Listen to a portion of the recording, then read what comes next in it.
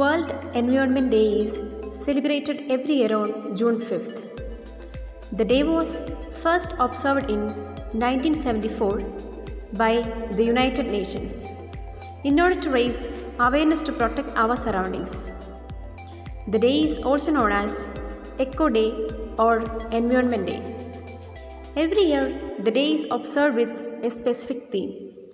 This year, the theme is Ecosystem Restoration, and Pakistan will be the global host of the day. It has become quite important to save our environment by planting trees, rewilding gardens, changing diets, or cleaning up rivers and coasts.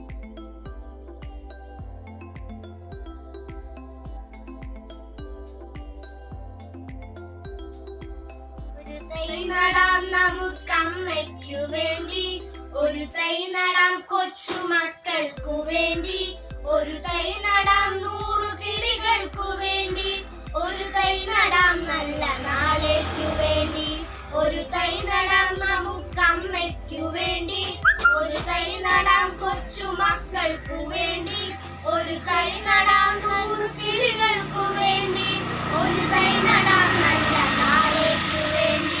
ഇത് പ്രാണവായുവിനായി നടുന്നു, ഇത് മഴയ്ക്കായി തൊഴുതു നടുന്നു, ഇത് പ്രാണവായുവിനായി നടുന്നു, ഇത് മഴയ്ക്കായി തൊഴുതു നടുന്നു, അഴകിനായി തണലിനായി തേൻപഴങ്ങൾക്കായി 100 തൈകൾ നിറഞ്ഞു നടുന്നു, അഴകിനായി തണലിനായി തേൻപഴങ്ങൾക്കായി 100 തൈകൾ നിറഞ്ഞു നടുന്നു.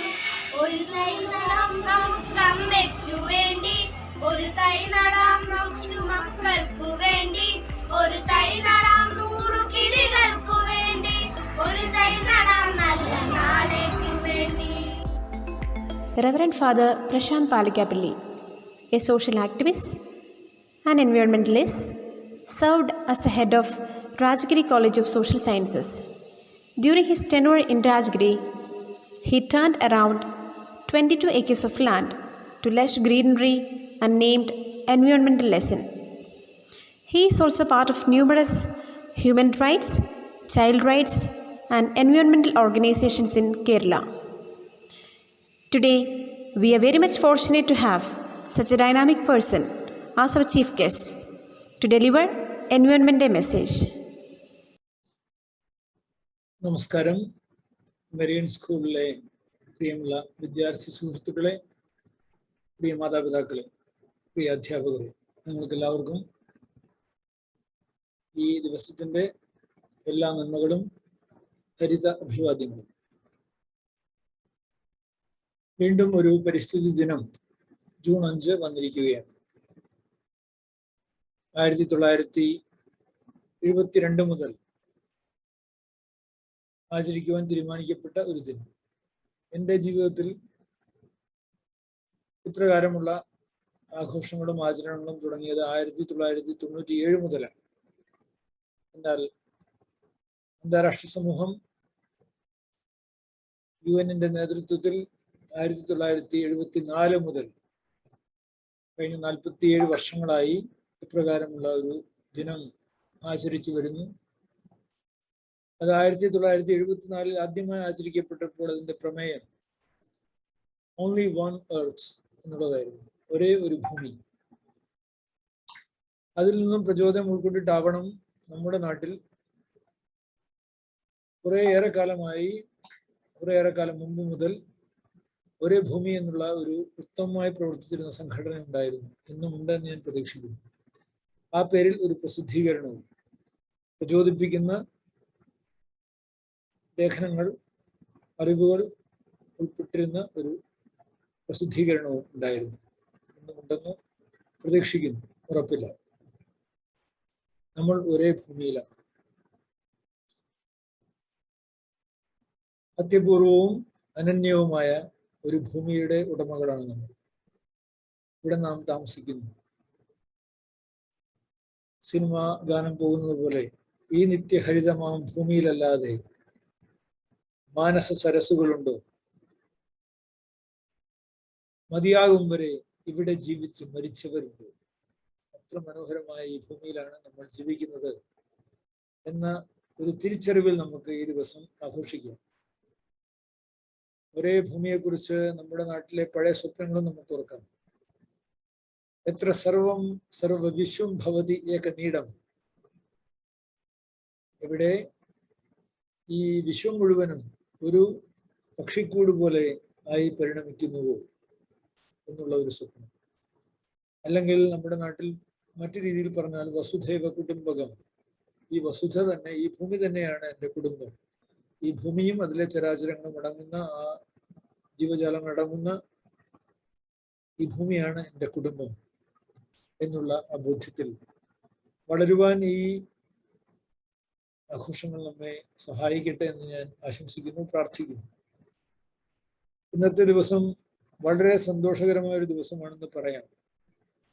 ഞാനിവിടെ കേരളത്തിൻ്റെ തീരപ്രദേശത്ത് തേവര എന്ന് പറഞ്ഞിടത്ത് കൊച്ചി നഗരത്തിൽ താമസിക്കുന്നു.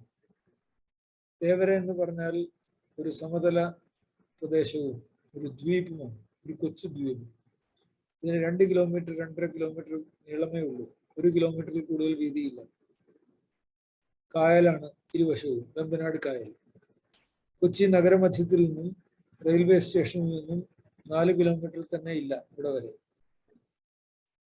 അപ്പോൾ ഇപ്രകാരമുള്ള ഒരു സ്ഥലത്ത് ഇന്ന് താമസിക്കുമ്പോൾ സാധാരണ രീതിയിലുള്ള വലിയ ഉഷ്ണം ഇന്ന് അനുഭവപ്പെടുന്നില്ല. കാരണം ഈ പരിസ്ഥിതി ദിനത്തിന്റെ ഒരു സന്തോഷം അറിയിച്ചുകൊണ്ടെന്ന പോലെ ഇന്ന് ഇടവപ്പാതി എത്തിയിരിക്കുകയാണ്. സൗത്ത് വെസ്റ്റ് മോൺസൂൺ എന്ന് നമ്മൾ ഇംഗ്ലീഷിൽ പറയുന്ന ആ കാര്യം ഇന്ന് നമ്മുടെ മുഖ്യമന്ത്രി പറഞ്ഞാലും ഇല്ലെങ്കിലും എത്തിയിട്ടുണ്ട്.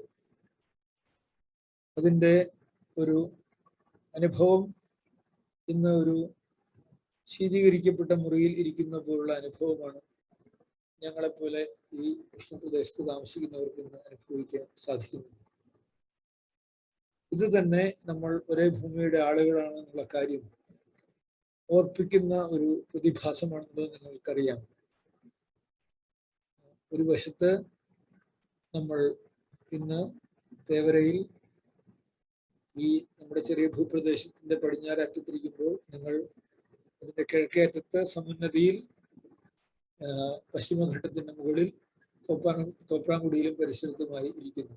നമ്മൾ പരസ്പരം ബന്ധപ്പെട്ടിരിക്കുന്നു. നമ്മൾ ഒരേ മഴ അനുഭവിക്കുന്നു. ഈ മഴ പുറപ്പെടുന്നത് മറ്റെവിടുന്നോ ആണ്, വളരെ വിദൂരത്ത് നിന്ന്.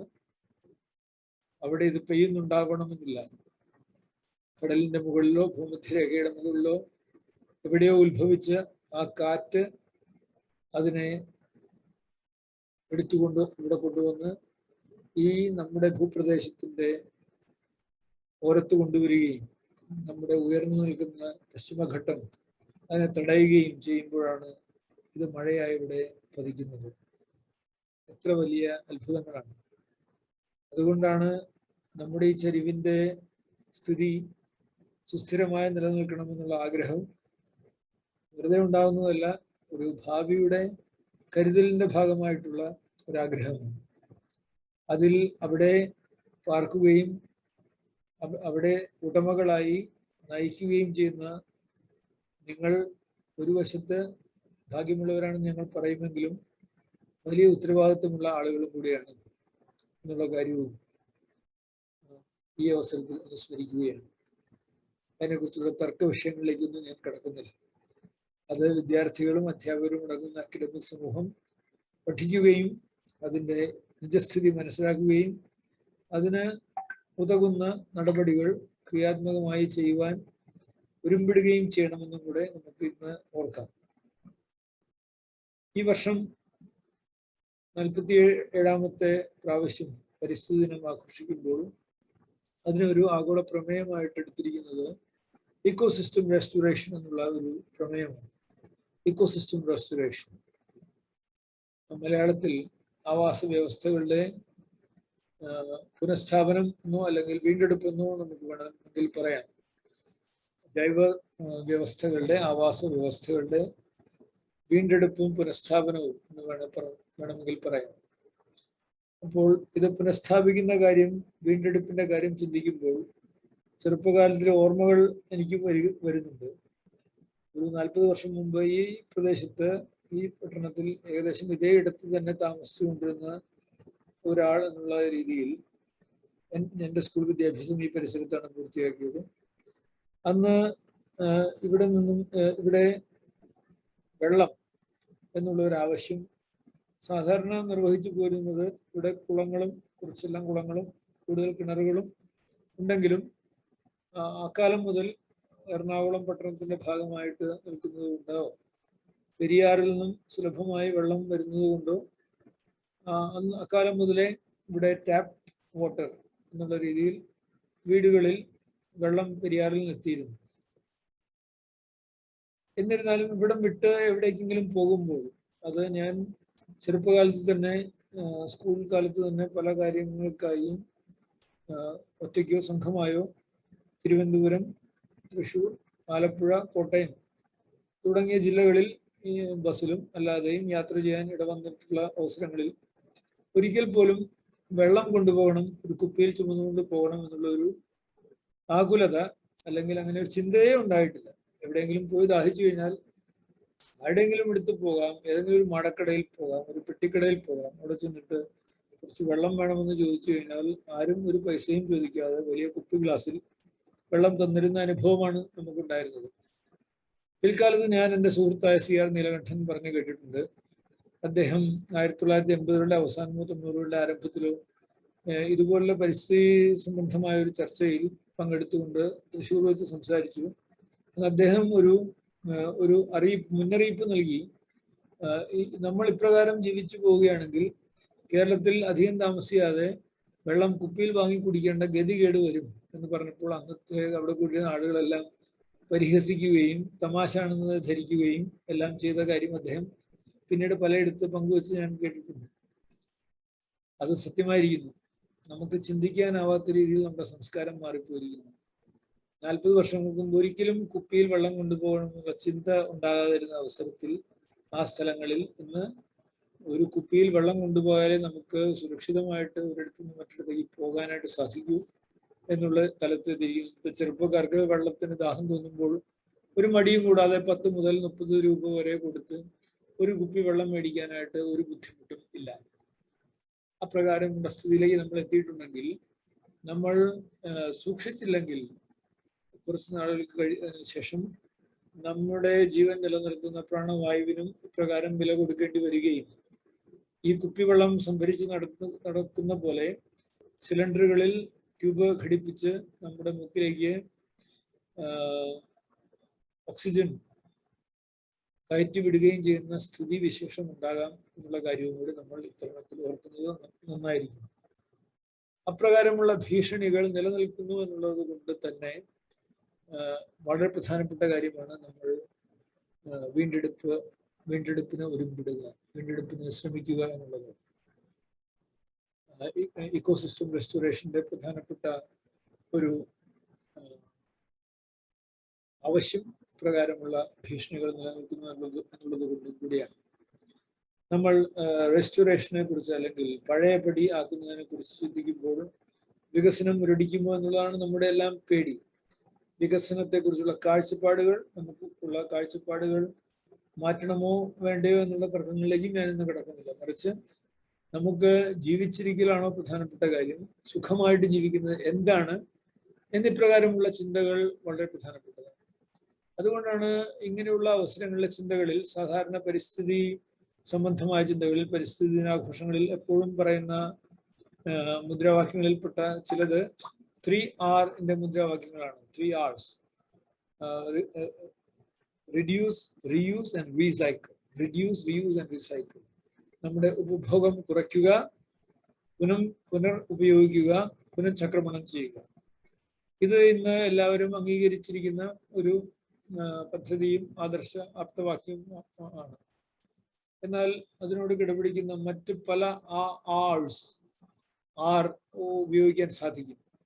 അതിൽ ഏറ്റവും പ്രധാനമായിട്ട് എനിക്ക് ഇന്ന് തോന്നുന്നത്, ഇത് ഏറ്റവും പുതിയ ചിന്തയൊന്നുമല്ല, എന്നാലും ഈ വീണ്ടെടുപ്പിനെ കുറിച്ച് ചിന്തിക്കുമ്പോൾ ഒരു നമുക്ക് വേണ്ടത് റീതിങ്കിങ് എന്നുള്ളതാണ്. നമ്മൾ മനുഷ്യർക്ക് മാത്രം കഴിയുന്ന ഒരു കാര്യമെന്ന് നമ്മൾ വിചാരിക്കുന്നതാണ് വിചാരം, അല്ലെങ്കിൽ പുനർചിന്ത, അല്ലെങ്കിൽ മനനം. ഇപ്രകാരം നമ്മുടെ ജീവിത ശൈലിയെക്കുറിച്ചും നമ്മുടെ ജീവിത രീതികളെക്കുറിച്ചും നമ്മുടെ ഉപഭോഗത്തെക്കുറിച്ചും നമ്മൾ റീതിങ്ക്, പുനർചിന്തനം, വീണ്ടും വിചാരം നടത്തേണ്ട സമയം അതിക്രമിച്ചു കഴിഞ്ഞു എന്ന് എനിക്ക് തോന്നുന്നു. അപ്പോൾ ഈ വീണ്ടും വിചാരം നമ്മുടെ ഒരു ശീലമാക്കുന്നതാണ് ഏറ്റവും ഉത്തമം. ഇപ്രകാരം ഞാൻ ജീവിച്ചു പോയാൽ മതിയോ? നമുക്ക് ഇപ്രകാരം ജീവിക്കേണ്ട ആവശ്യമുണ്ടോ? നമുക്ക് വേറെ രീതിയിലും ജീവിക്കാമോ? നമ്മുടെ സുഖവും നമ്മുടെ സൗകര്യങ്ങളും ഇപ്രകാരം മാത്രമേ ആകാവോ?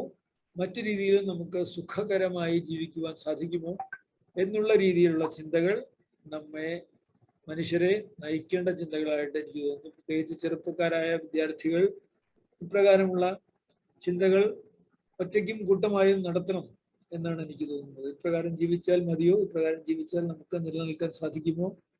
നമ്മുടെയും കൂട്ടുകാരുടെയും വീട്ടുകാരുടെയും എല്ലാം നിലനിൽപ്പ് ഉണ്ടാകുമോ എന്നുള്ള കാര്യങ്ങളെല്ലാം ചിന്തിക്കുന്നത് ഉത്തമമാണ്. നിഷ്പക്ഷമായി ചിന്തിക്കുക, സത്യസന്ധമായിട്ട് ചിന്തിക്കുക, നമ്മുടെ പഠനത്തിന്റെ വെളിച്ചത്തിൽ ചിന്തിക്കുക. അപ്രകാരമുള്ള ചിന്ത തന്നെയാണ് ഇന്നത്തെ കാലത്ത് ഒരു വലിയ നന്മയും ഒരു ആധ്യാത്മികതയുമായിട്ട് വരേണ്ടത് എന്ന് എനിക്ക് തോന്നുന്നു. അപ്പോൾ അതിലേക്ക് നിങ്ങളെ ക്ഷണിക്കുക എന്നുള്ളത് കൂടി ഒരു കാര്യമാണ്. ഈ റീതിങ്ക് ഒരു കാര്യമാണെങ്കിൽ അത് പ്രത്യേകിച്ച് ഉപഭോഗത്തെ കുറിച്ചാണ്. നമുക്ക് ഇപ്രകാരം ഇത്രയും സാധനങ്ങൾ വേണമോ, ഇത്രയും കാര്യങ്ങൾ വേണമോ? അതിന് ഈ റീതിങ്കിങ്ങിന്റെ രണ്ട് ഭാഗങ്ങൾ. ഒന്ന്, ഇപ്രകാരം ചിന്തയിലൂടെ എനിക്ക് മതി എന്ന് പറയാനായിട്ട് സാധിക്കുക. ഇത്രയൊക്കെ മതി, ഇത്രയൊക്കെ കൊണ്ടും എനിക്ക് കംഫർട്ടബിളായി, സൗകര്യപ്രദമായി, സന്തോഷപ്രദമായി ജീവിക്കാൻ സാധിക്കും എന്നുള്ള തീരുമാനം. അത് നമ്മുടെ വാഹനങ്ങൾ, നമ്മുടെ വസ്ത്രങ്ങൾ, നമ്മുടെ നിർമ്മാണ പ്രക്രിയകൾ, നമ്മുടെ ഇതര സൗകര്യങ്ങൾ, യന്ത്രസാമഗ്രികൾ, അവയ്ക്ക് ചാലകശക്തിയായി നിൽക്കുന്ന ഇന്ധനങ്ങൾ, ഇവയുടെ എല്ലാ കാര്യത്തിലും ഇപ്രകാരമുള്ള ചിന്തകൾക്ക് ഇടയുണ്ട്. അപ്പോൾ ഒരു സ്കൂട്ടറിന്റെ സ്ഥാനത്ത് ഒരു ബൈക്ക്, ഒരു ബൈസിക്കിൾ, ഒരു കാറിന്റെ സ്ഥാനത്ത് കാൽനടയായി പോകാനായിട്ടുള്ള ഒരു ആർജവം, ഇതെല്ലാം ഇതിന്റെ ഭാഗമായിട്ട് നിൽക്കുന്നു എന്നാണ് എനിക്ക് തോന്നുന്നത്. അതോടൊപ്പം തന്നെ അപ്പോൾ എനിക്ക് ഇത് മതി എന്ന് പറയാനായിട്ടുള്ള ഒരു ധൈര്യവും തൻ്റെ ഇടവും സന്മനസ്സും. അതോടൊപ്പം തന്നെ എനിക്കിത് വേണ്ട എന്ന് പറയാൻ, ചില കാര്യങ്ങൾ എനിക്ക് വേണ്ട, ആവശ്യമില്ലാത്ത കാര്യങ്ങൾ വേണ്ട എന്ന് പറയാനായിട്ടുള്ള ഒരു തൻ്റെ ഇടവും നമുക്ക് ഉണ്ടാക്കിയെടുക്കുക എന്നുള്ളത് വളരെ പ്രധാനപ്പെട്ട കാര്യം. ഇത് റീതിങ്കിങ്ങിന്റെ കാര്യം പറഞ്ഞാൽ നമുക്ക് റെസ്റ്റോറേഷനെ കുറിച്ച് തന്നെയും ചിന്തിക്കേണ്ടിയിരിക്കും. എന്ത് റെസ്റ്റോർ ചെയ്യണം? അതിൽ പ്രധാനമായിട്ടും റെസ്റ്റോർ ചെയ്യേണ്ടത്, വീണ്ടെടുക്കേണ്ടത്, എനിക്ക് തോന്നുന്നു ഒന്നാമതായിട്ട് നമ്മൾ വീണ്ടെടുക്കാൻ ബോധപൂർവം പരിശ്രമിക്കേണ്ടത് നമ്മുടെ മണ്ണ് തന്നെയാണ്. കാൽ കീഴിലെ മണ്ണ് ഒലിച്ചു പോകാതെ നോക്കണമെന്ന് ഒരു പറഞ്ഞ് കേൾക്കാറുണ്ട്. അത് നമ്മുടെ കരുതലിന്റെ ഒരു മുന്നറിയിപ്പാണ്. അങ്ങനെ തന്നെ ആയിക്കോട്ടെ, നമ്മുടെ കാൽച്ചുവട്ടിലെയും നമ്മുടെ കെട്ടിടത്തിന്റെ ചുവട്ടിലെയും നമ്മുടെ മരങ്ങളുടെ ചുവട്ടിലെയും നമ്മുടെ മലകളിലെയും മണ്ണ് ഒലിച്ചു പോകാതെ നോക്കുക എന്നുള്ളത്, മണ്ണൊലിപ്പ് തടയുക എന്നുള്ളത് തന്നെ പ്രധാനപ്പെട്ട ഒരു കാര്യമാണ് അക്ഷരാർത്ഥത്തിൽ തന്നെ. അതിനെക്കുറിച്ച് നമ്മൾ ബോധവാന്മാരും ബോധവതികളുമാണ്.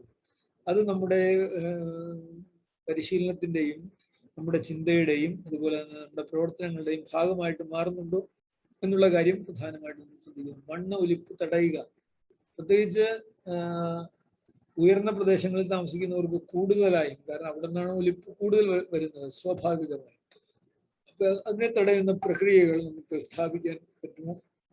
നശിച്ചു പോയിട്ടുണ്ടെങ്കിൽ പുനഃസ്ഥാപിക്കാൻ പറ്റുമോ? അതിലേക്ക് നയിക്കുന്ന പ്രക്രിയകൾ കുറയ്ക്കാൻ സാധിക്കുമോ? ഇതെല്ലാം നമ്മുടെ ചിന്തയുടെ ഒരു വിഷയമായിട്ട് വരണം.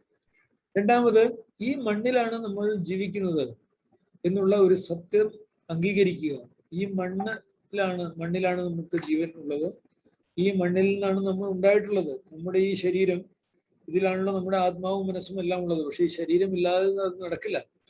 ആ നടക്കുന്ന ശരീരത്തിന്റെ ഉൽപാദനം മുഴുവൻ ഈ മണ്ണിൽ നിന്നാണ് എന്നുള്ള സത്യം തിരിച്ചറിയുകയും അതിനെ നമിക്കാനായിട്ടും അതിന്റെ മുമ്പിൽ വിനീതരായിട്ട് നിൽക്കുവാനും അത് നമ്മുടെ ഭാഗമാണ്, നാം അതിന്റെ ഭാഗമാണെന്ന് തിരിച്ചറിഞ്ഞുകൊണ്ട് അതിനെ കരുതുവാനും ഉള്ള ഒരു സന്മനസ് നമ്മൾ ആർജിച്ചെടുക്കണം, ഒരു തൻ്റെ ഇടം നമ്മൾ ആർജിച്ചെടുക്കണം.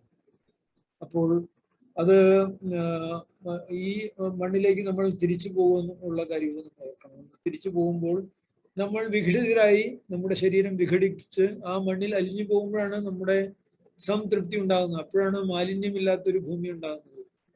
അങ്ങനെ അലിഞ്ഞു പോയില്ലെങ്കിൽ ഇതൊരു മാലിന്യ കൂമ്പാരമായിട്ട് മാറിയാണ്. അപ്പോൾ ഉത്തമമായ ഒരു ജീവിതത്തിന്റെ അടയാളം നാം മണ്ണിന്റെ ഭാഗമായി ജീവിക്കുന്നു, അതിനെ കരുതുന്നു, അതിലേക്ക് തിരിച്ചു പോകുന്നു എന്നുള്ളത് തന്നെയായിട്ടാണ് എനിക്ക് തോന്നുന്നത്. തിരിച്ചു പോകാത്ത കാര്യങ്ങൾ ഉണ്ടാകാതിരിക്കുക എന്നുള്ളതും ഉത്തമമായിട്ടുള്ള കാര്യമാണ്. ഈ മണ്ണിലേക്ക് ലയിച്ചു ചേരാത്ത കാര്യങ്ങൾ ഉപയോഗിക്കാതിരിക്കുക, ഉപയോഗിക്കാതെ നിവൃത്തിയില്ലെങ്കിൽ അത് പരമാവധി കുറയ്ക്കുക, ഉപയോഗിക്കുകയാണെങ്കിൽ അത് മണ്ണിനെ കേടുവരുത്താത്ത രീതിയിൽ ഉപയോഗിക്കാനായിട്ടുള്ള ബോധപൂർവമായ ശ്രമം ഉണ്ടാകുക. മൂന്നാമതായിട്ട് മണ്ണിന്റെ ജീവൻ കെടുത്തുന്ന കാര്യങ്ങൾ വർജിക്കുക എന്നുള്ളതാണ് റെസ്റ്റോറേഷന്റെ ഒരു ഭാഗമായിട്ട് എനിക്ക് പറയാനുള്ളത്. പിന്നെ മണ്ണിന് ജീവൻ ഉണ്ടെന്നുള്ള സത്യം നമ്മൾ അംഗീകരിക്കുക. ജീവാംശം നിറഞ്ഞ മണ്ണ്, അതപ്രകാരം നിലനിൽക്കുവാൻ വേണ്ട കാര്യങ്ങൾ. അപ്പോൾ അതിലെ ജീവൻ കെടുത്തുന്ന കാര്യങ്ങൾ ചെയ്യുന്നത് മനുഷ്യരാണ്.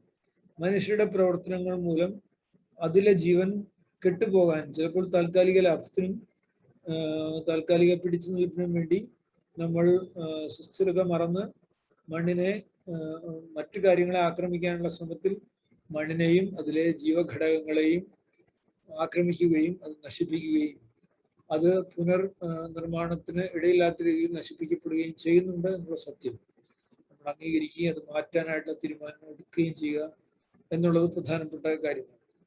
അതോടൊപ്പം തന്നെ മണ്ണിൽ ജീവാംശം നിലനിർത്താനായിട്ട് ഉതകുന്ന ജലാംശം, അതിനെ പിടിച്ചു നിർത്തുന്ന കാര്യങ്ങൾ, അതിനെ റെസ്റ്റോർ ചെയ്യാനത് കൂടുതലായിട്ടും അതിൻ്റെ പുതപ്പ് തന്നെയാണ്. മണ്ണിന്റെ പുതപ്പ് ഒരു വശത്ത് ജീർണിക്കുന്ന വസ്തുക്കൾ, പ്രത്യേകിച്ച് മരത്തിന്റെ ഇലകളും അതിന്റെ ജഡവുമാണെങ്കിൽ അതോടൊപ്പം തന്നെ അതിനെ താങ്ങി നിർത്തുന്ന മരങ്ങളും പ്രധാനപ്പെട്ടതാണ്. അപ്പോൾ ഈ വീണ്ടെടുപ്പിനെ കുറിച്ച് ചിന്തിക്കുമ്പോൾ മരം നടൽ മാത്രമല്ല, എപ്രകാരമുള്ള മരങ്ങളാണ് നമ്മൾ നടേണ്ടത്, അത് ഉചിതമായിട്ടുള്ള മരങ്ങളാണോ എന്നുള്ള ഒരു തിരഞ്ഞെടുപ്പും കൂടി ഇന്ന് ആവശ്യമായിട്ട് വരും. എല്ലായിടത്തേക്കും എല്ലാ മരങ്ങളും യോജിക്കുമോ, എല്ലാ സസ്യങ്ങളും യോജിക്കുമോ? നമ്മുടെ പ്രവർത്തനങ്ങൾ കൊണ്ടും നമ്മുടെ അറിവില്ലായ്മ കൊണ്ടും നമ്മൾ ഏത് മരവും വെച്ച് സന്തുഷ്ടരായി അത് മരമായും അത് വനമായും ഹരിതവൽക്കരണമായും അംഗീകരിക്കുന്ന സ്ഥിതി വിട്ടിട്ട് കുറച്ചുകൂടി നമ്മുടെ അറിവിന്റെ വെളിച്ചത്തിൽ ഓരോ മണ്ണിനും ഓരോ ഇടത്തിനും ഉപയുക്തമായിട്ടുള്ള മരങ്ങൾ, സസ്യങ്ങൾ, അതിൻ്റെ പുതപ്പ് തീർക്കുന്ന ആളുകളായിട്ടും നമുക്ക് മാറാനായിട്ട് സാധിക്കും. ഇത് നമ്മുടെ പഠനം ഇതിൽ നമ്മളെ സഹായിക്കണം. നമ്മളിപ്പോൾ കോവിഡ് കാലത്തിലാണ് നിൽക്കുന്നത്. ഒരേ ഭൂമി എന്നുള്ള കാര്യം നമ്മെ തിരിച്ച് അറിയിപ്പിക്കുന്ന ഒരു കാര്യം തന്നെയാണ് കോവിഡ്. ഒരു ചൈനയിലെ വുഹാൻ എന്നുള്ള ചെറിയ ഇടത്തുള്ള ഒരു പരീക്ഷണശാലയിൽ നിന്നും രക്ഷപ്പെട്ടു നമ്മൾ എന്ന് കരുതുന്ന ഒരു വൈറസ് ലോകത്തെ മുഴുവൻ ഒരേ ഭൂമിയാക്കി ഒരേ ലോകമാക്കി മാറ്റിയിരിക്കുകയാണ്. ഇത് പറഞ്ഞതുപോലെ തന്നെയാണ് മറ്റു കാര്യങ്ങളും. നമ്മുടെ ഓരോ പ്രവർത്തനത്തിൻ്റെയും ആഘാതവും നന്മയും ഈ ലോകം മുഴുവനെയും ഏതെങ്കിലും രീതിയിൽ ബാധിക്കുന്നുണ്ട് എന്നുള്ള കാര്യം നമുക്ക് മറക്കാതിരിക്കാം എന്ന് ഈ കോവിഡ് കാലം നമ്മെ ഓർപ്പിക്കുന്നത്, ശക്തമായ രീതിയിൽ ഓർപ്പിക്കുന്നത് കോവിഡ് പരിചരണം മാത്രമല്ല, കോവിഡ് പ്രതിരോധമാണ്. അതിന് നമ്മൾ പ്രതിരോധ കുത്തിവയ്പ്പുകളെക്കാൾ ഉപരിയായി നമ്മുടെ ഇമ്മ്യൂണിറ്റി, നമ്മുടെ പ്രതിരോധ ശക്തി വർദ്ധിപ്പിക്കുന്ന കാര്യമാണ് വരേണ്ടതെന്ന് എല്ലാവരും അംഗീകരിക്കുന്നു. ചിലപ്പോൾ താൽക്കാലികമായി മറ്റ് നിവൃത്തിയില്ലാത്തതുകൊണ്ട് നമ്മൾ പ്രതിരോധ കുത്തിവയ്പ്പുകളിലേക്ക് പോകേണ്ടിയിരിക്കുന്നു. പക്ഷെ ഉത്തമമായ മാർഗം നമ്മുടെ ശരീരം അതിനെ ചെറുക്കുവാൻ പ്രാപ്തിയുള്ളതാക്കുക, അതിനുള്ള ആരോഗ്യം ഉണ്ടാകുക. അപ്പോൾ സാധാരണ രീതിയിലുള്ള വൈറസ് ആക്രമണങ്ങളെ തടയുന്ന രീതിയിലുള്ള പ്രതിരോധ ശക്തി ആർജിക്കുക എന്നുള്ളതാണ്. ഇത് നമ്മുടെ ശരീരത്തെ സംബന്ധിച്ചിടത്തോളം ശരിയാണെങ്കിൽ ഈ ഭൂമിയുടെ ശരീരത്തെ സംബന്ധിച്ചിടത്തോളം മണ്ണിന്റെ കാര്യത്തിലും ഇത് അക്ഷരം പ്രതി ശരിയാണ്. മണ്ണിന്റെ ഇമ്മ്യൂണിറ്റി, മണ്ണിന്റെ പ്രതിരോധ ശക്തി നിലനിർത്തുന്ന, മണ്ണിന്റെ ആരോഗ്യം വീണ്ടെടുക്കുന്ന ഒരു സംസ്കാരത്തേക്ക് നമ്മൾ വരേണ്ടിയിരിക്കുന്നു. നമ്മുടെ ശരീരത്തിന്റെ പ്രതിരോധം പോലെ തന്നെ മണ്ണും അതിനാവശ്യമായിട്ടുള്ള പോഷക ഘടകങ്ങൾ അടങ്ങുന്ന ഒരു പ്രതിരോധ ശക്തിയുള്ള മണ്ണ്, ആരോഗ്യമുള്ള മണ്ണ്, സോയിൽ ഹെൽത്ത് എന്നുള്ള കാര്യം നമ്മൾ വളരെ ഗൗരവപൂർവ്വം പരിഗണിക്കേണ്ട ഒരു കാര്യവും കൂടി ആയിട്ട് വരുന്നു. മണ്ണിലേക്ക് നമ്മൾ മാലിന്യങ്ങൾ നിക്ഷേപിക്കുമ്പോൾ അത് മണ്ണിന്റെ ഭാഗമാകാത്ത ഒരു മാലിന്യവും മണ്ണിൽ പോകാതിരിക്കുവാനായിട്ടുള്ള കരുതലും നമുക്കുണ്ടാകണം. മണ്ണിനെ നശിപ്പിക്കുന്ന മാലിന്യങ്ങൾ, മണ്ണിലെ ജീവാംശത്തെ നശിപ്പിക്കുന്ന മാലിന്യങ്ങൾ മണ്ണിലേക്ക് പോകാതിരിക്കാനും നമുക്ക് ഉറപ്പാക്കേണ്ടി ഇരിക്കുന്നു. ഇതിന്റെ ഒരു ഭാഗമായി ഒരു പുതിയ ചിന്ത, താരതമ്യേന പുതുതെന്ന് പറയാവുന്ന ഒരു ചിന്ത നമ്മുടെ ഭക്ഷണക്രമത്തെ കുറിച്ചാണ്. അപ്പോൾ മണ്ണിനെയും ഈ ജൈവ വ്യവസ്ഥകളെയും പുനഃസ്ഥാപിക്കാനും വീണ്ടെടുക്കാനുമായിട്ട് ഒരു ശ്രമത്തിൽ മനുഷ്യരുടെ ഉത്തരവാദിത്വത്തിന്റെ ഭാഗമായി നമ്മൾ ഈ ഭൂമിയിൽ നിന്നും ഉൽപ്പാദിപ്പിക്കപ്പെടുന്ന കാര്യങ്ങൾ എപ്രകാരം നമ്മുടെ നിലനിൽപ്പിന് വേണ്ടി ഉപഭോഗം ചെയ്യുന്നു എന്നുള്ള കാര്യവും കൂടെ ചിന്തിക്കാവുന്നതാണ്. അപ്പോൾ അതിൽ ഇപ്പോൾ മുന്നോട്ട് വയ്ക്കപ്പെടുന്ന ഒരു തത്വം ഞാൻ പ്രയോഗത്തിലാക്കി നോക്കിയത് കൊണ്ട് പറയുന്നതല്ല, പക്ഷെ ആകർഷകമായി തോന്നിയത് കൊണ്ടും സാധ്യത ഉള്ളതുകൊണ്ടും പറയുകയാണ്. നമ്മുടെ ഭക്ഷണക്രമത്തിൽ കൂടുതലായി സസ്യങ്ങളും പ്രത്യേകിച്ച് ഫലങ്ങളും ഉണ്ടാക്കുക എന്നുള്ളതാണ്. അതിൻ്റെ തത്വം ഇതാണ്: മണ്ണിനെയും ഭൂമിയെയും കൂടുതൽ ആക്രമിക്കുകയും കൂടുതൽ ചൂഷണം ചെയ്യുകയും ചെയ്യുന്ന പ്രക്രിയകളാണ് സാധാരണ രീതിയിലുള്ള ഫാമിംഗ് അല്ലെങ്കിൽ കൃഷി. അത് തെറ്റാണെന്നല്ല പറഞ്ഞു വരുന്നത്, നമ്മൾ മനുഷ്യർ കണ്ടുപിടിച്ച പ്രക്രിയകളാണ്.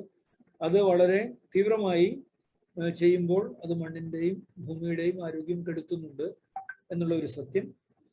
അതുപോലെ തന്നെ അതിനോട് കിടപിടിക്കുക, അതിലുപരിയായിട്ട് ഇതിനെ ബാധിക്കുകയും ചെയ്യുന്നതാണ് മനുഷ്യർ മാംസത്തിന് വേണ്ടിയിട്ടുള്ള ഫാമിംഗ് നടത്തുമ്പോൾ അല്ലെങ്കിൽ കൃഷി നടത്തുമ്പോൾ ഉണ്ടാകുന്ന, പ്രത്യേകിച്ച് കന്നുകാലി വളർത്തി അതിൻ്റെ മാംസത്തിന് വേണ്ടി. അത് ഇന്ത്യയിൽ അത്ര അധികം ഉണ്ടാകില്ല, മറ്റു പല രാജ്യങ്ങളിലും വ്യാപകമായിട്ട് നടക്കുന്ന രീതി. വ്യാപകമായി മനുഷ്യർ ഭക്ഷണത്തെ ആശ്രയിക്കുന്ന മാംസം കഴിക്കരുതെന്നൊന്നുമല്ല പറഞ്ഞു വരുന്നത്, മറിച്ച് അതിൻ്റെ തോതിന് വ്യത്യാസം വരുത്താൻ പറ്റും. ഇപ്പോൾ നമ്മുടെ ഭക്ഷണക്രമത്തിൽ 100% കാര്യത്തിൽ ഇപ്പോഴുള്ള ക്രമത്തിൽ മാറ്റം വരുത്തി ഒരു 50% നമ്മൾ പഴങ്ങളെ, ഫലങ്ങളെ ആശ്രയിക്കുന്ന തലത്തിലേക്ക് വരികയാണെങ്കിൽ നമ്മുടെ കൃഷി രീതിയിലും നമ്മുടെ ഉത്പാദന രീതികളിലും ഗണ്യമായ വ്യത്യാസം ഉണ്ടാവുകയും അതിന് വേണ്ടിയിട്ടുള്ള വൃക്ഷങ്ങളും മറ്റും സസ്യങ്ങളും നമ്മൾ നടുമ്പോൾ കൂടുതലായിട്ടുള്ള ഒരു ഹരിത ആവരണം ഭൂമിക്ക് മേൽ ഉണ്ടാവുകയും ചെയ്യും. അതുവഴി മണ്ണിന്റെ ചൂഷണം കുറയുകയും വീണ്ടെടുപ്പ് കൂടുതൽ സാധ്യമാവുകയും ചെയ്യും എന്നുള്ള ഒരു ചെറിയ ചിന്ത കൂടി ഇവിടെ പങ്കുവയ്ക്കുകയാണ്. അത് പരീക്ഷിച്ച് നോക്കേണ്ടിയിരിക്കുന്നു. തത്വത്തിൽ ശരിയാണ്, അത് പക്ഷേ ഒറ്റയടിക്ക് നടക്കാവുന്ന കാര്യമല്ല. കാലക്രമത്തിൽ വരേണ്ട ഒരു സാംസ്കാരിക മാറ്റവും അതുപോലെ തന്നെ കൃഷി രീതിയിലും ഉൽപാദന രീതിയിലുമുള്ള മാറ്റങ്ങൾക്കും ഒരു ക്ഷണമാണ് ഇത്. ചിലപ്പോൾ ഇക്കാര്യങ്ങളിലേക്ക് നമ്മൾ കൂടുതലായിട്ട് കടക്കേണ്ടി വരും. ഇതിൽ വിദ്യാർത്ഥികളായ നമുക്ക് ചെയ്യേണ്ട പ്രധാനപ്പെട്ട കാര്യം നമ്മുടെ ഒന്നാമത്തെ ഉത്തരവാദിത്തമായുള്ള പഠനം തന്നെയാണ്.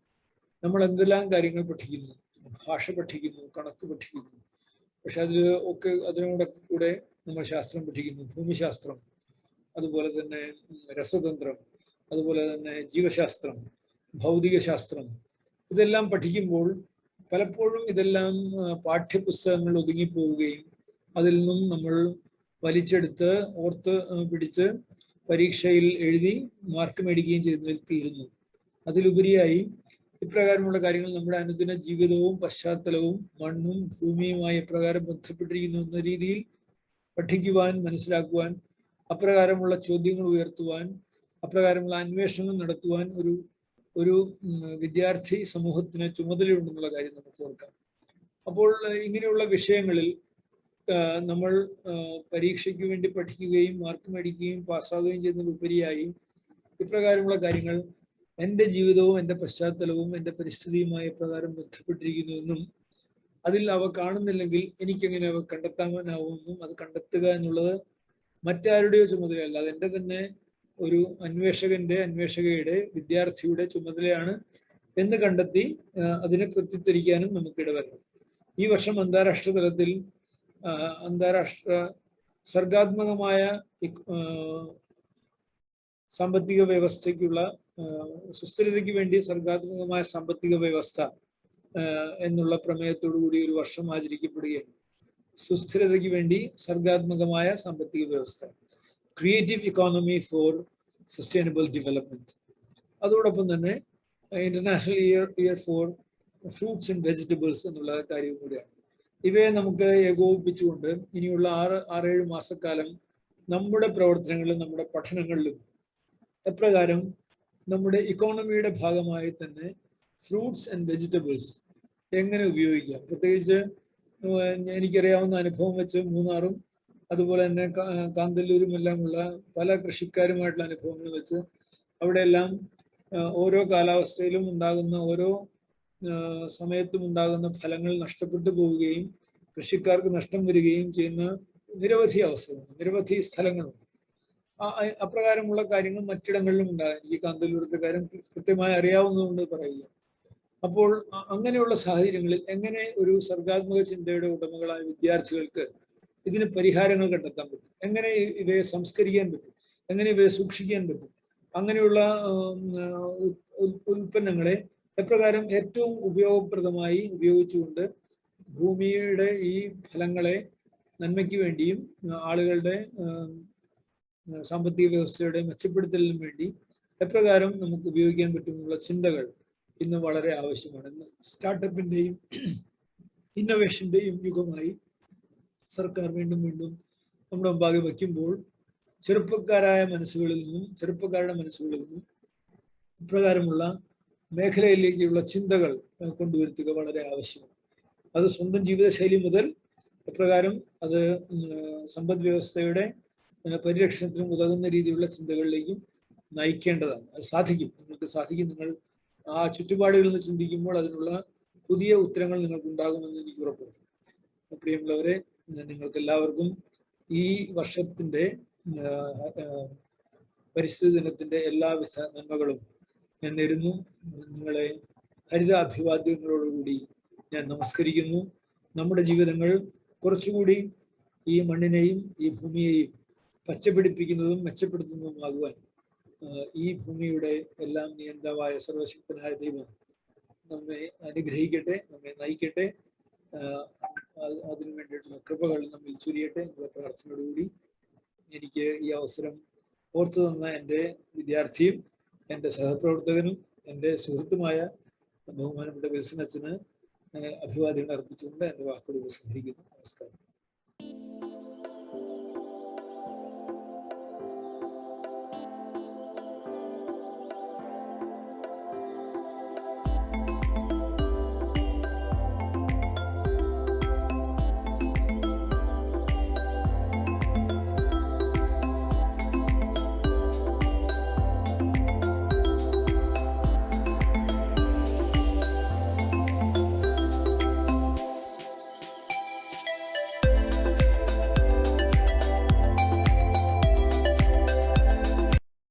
Good morning, one and all. Respected manager, father, principal, teachers, and my dear friends. Today, I'm here to present my ideas on the topic environment protection and Indian culture. I'm an Indian, and I'm proud to be so. This is because we have a culture which respected our mother nature. Our rich heritage and culture treated the nature as divine. Our earth was treated in a great respect. Our river, the Ganga, the Yamuna, the Kaveri, all were treated in an utter respect. They are treated in a sacred way. Now, I am sad to tell that they are being devalued. Hopefully, our government has taken several steps to protect our nature. I am saying this with a broken heart. Our nature is being destroyed and our natural resources are getting depleted day by day.